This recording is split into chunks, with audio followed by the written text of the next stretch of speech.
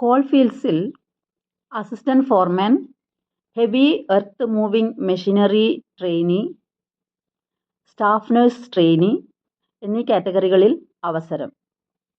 1632 വേക്കൻസീസാണ് ഇതിനു വേണ്ടി നോട്ടിഫൈ ചെയ്തിരിക്കുന്നത്.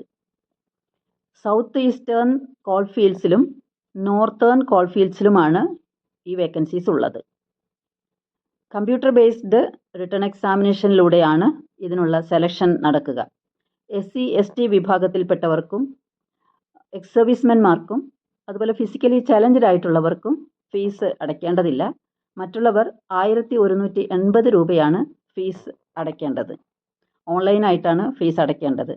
ശമ്പളം, age, educational qualification specifically for all these categories തുടങ്ങി എല്ലാ വിശദ വിവരങ്ങൾക്കും www.nclcil.in എന്ന വെബ്സൈറ്റ് സന്ദർശിക്കാവുന്നതാണ്.